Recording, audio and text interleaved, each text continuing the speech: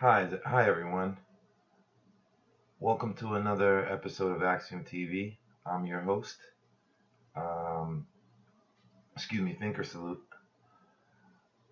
I'm your host, Jason V. Sareve, aka the King of the North, aka the Antichrist, aka Brave Mind.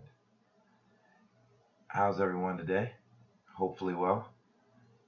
In this video, I'd like to speak about, in light of the current climate of sexual assault allegations being brought to the doorstep of politicians, business leaders, and even some athletes. I'd like to talk about or discuss what I notice is what I consider an argument that seems to blame the victims of sexual assault. And that argument is one that I heard not only from Gabby Douglas, the gold medalist Olympian, pardon me, but also many traditionalist minded, conservative minded pundits on stating that women should dress. I'll even use, let's see if I could use Miss Douglas's quote, because I think it covers the rhetoric very well. The argument that women should dress modestly and be classy and avoid dressing provocative because it entices the wrong crowd. Now, it's not only Gabby Douglas I've heard made this argument. Sometimes for community service, I work at the food pantry, and there's a lot of awesome people there, but it gives me a chance to not only be around some older people, but it gives me a chance to hear how the traditional minded think. And an argument that they make there as well is that women should dress more conservatively and modestly. When the allegations first came out against Harvey Weinstein, famous designer Donna Karan, that was her first reaction. She stated that even though Miss Karen is the one who sells these kind of clothes, she actually and I'm sorry for laughing about it but it was so ridiculous on her part. I thought she made the argument of, look at how women dress. Women need to take some responsibility in the assaults against them, because she said it almost like they're inviting it due to the provocative ways that they dress. Now, Donna Karan, out of all people, a person who makes these kind of clothes and sells these kind of clothes to women, actually had the nerve to say something like that. Now, in my unsophisticated time, previous life, on its face, that seems like a legitimate argument that, hey, because I'm a male, sometimes you do get aroused when you see a woman that dresses sexy, whether it be tight fitting clothes, clothes that show a little cleavage, or maybe their skirts are too high, or belly shirts, or low riding jeans. Whatever type of provocative fashion statement that a woman dresses in the modern era. Now, after taking some time to think about it, though, when I look at it objectively, it brings me to the realization that that is only rhetoric, and it's a way to pass blame. which is what many people, um, which is what many people in this country like to do. We like to pass the blame onto the victims rather than point to who really is the assaulter. Even though, for example, even though our president has been recorded saying that he, due to being famous, it gives him the privilege of being able, as well as opportunities to be able to grab women by the vagina. And he didn't say that in those particular words. Um, and then he went about blaming the women that pointed the finger at him for such type of behavior towards them. Um, right now, a Senate candidate, Roy Moore, is also being accused of much more serious crimes, which is pedophilia, um, as well as trying to force himself, not physically, but in a romantic type of way, on younger females. And not only him, a lot of actors have been accused, and also politicians, not just our president, on both sides, both political parties, both Democrat and Republican. I hear a lot of talk about Bill Clinton's behavior. And there's some legitimacy to blaming the men or blaming the sexual assaulters, because the sexual assault is not only committed by men. If you've noticed, I know it seems like it's happened much more frequently since I left high school, but a lot of teachers, female teachers, have been arrested for sexually assaulting or having sex with their students, say high school teachers. Now, when we look at this, the statement of, or the argument of, women should dress more modestly, would that stop sexual assault?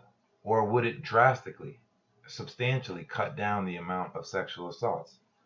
I'm going to say no. And let me tell you as to why.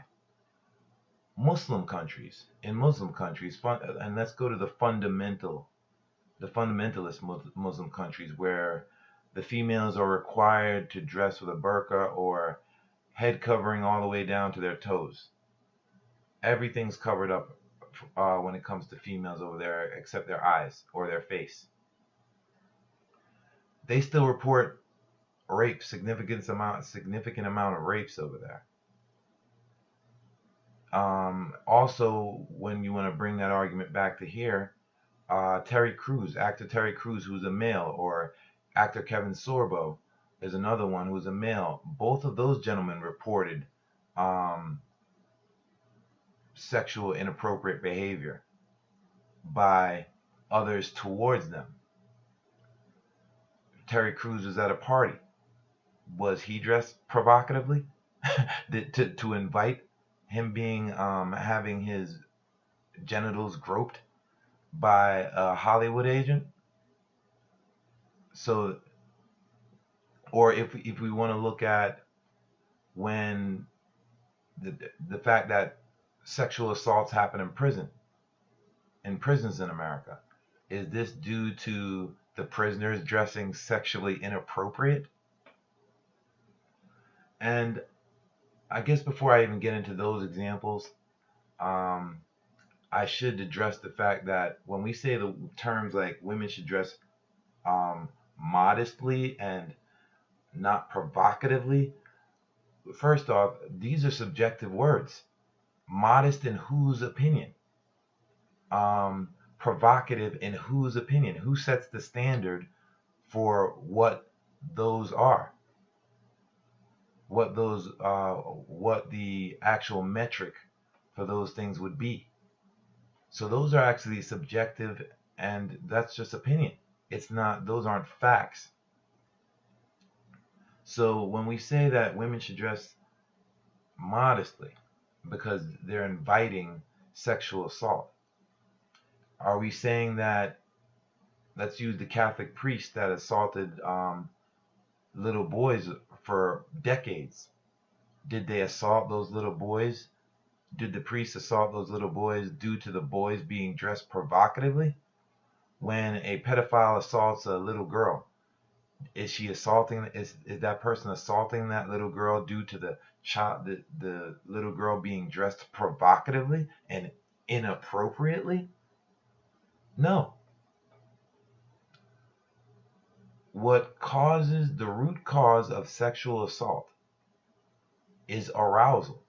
And arousal is something that comes with us innately. It comes with us inherently. So, if anything, blame nature for the cause for sexual assaults. We should not be blaming the victims. It is control of arousal. It is learning how to properly manage your arousal that will prevent sexual assaults, irregardless of how someone dresses or how they're dressed. Are we going to ask women to remove their vaginas next? And even if they do that, being that in prisons there are sexual assaults, they would have to remove any orifice in their bodies that a male penis can fit in.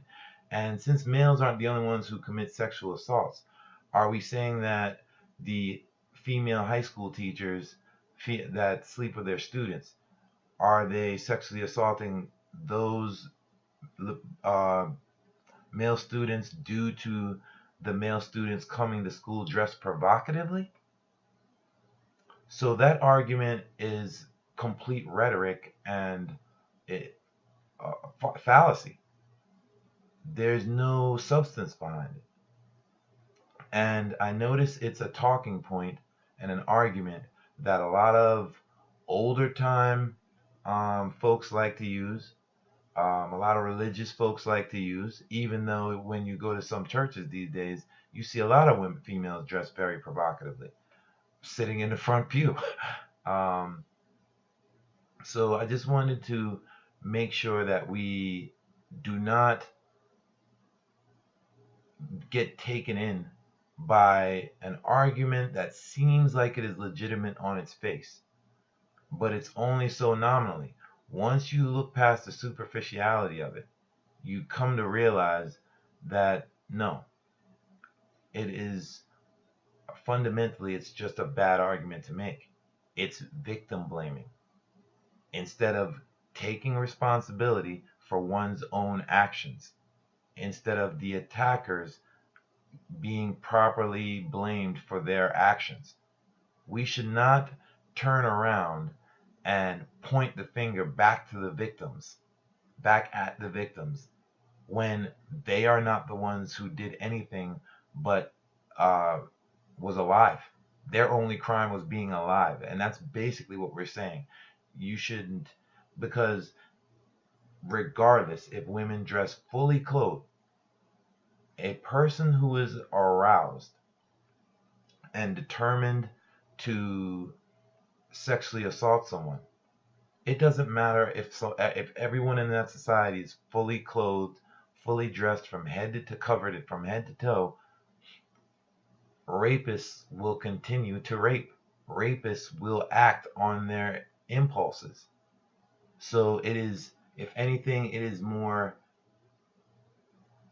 that one needs to take personal responsibility and manage their own innate arousal, their own impulses and compulsions, not the other way around.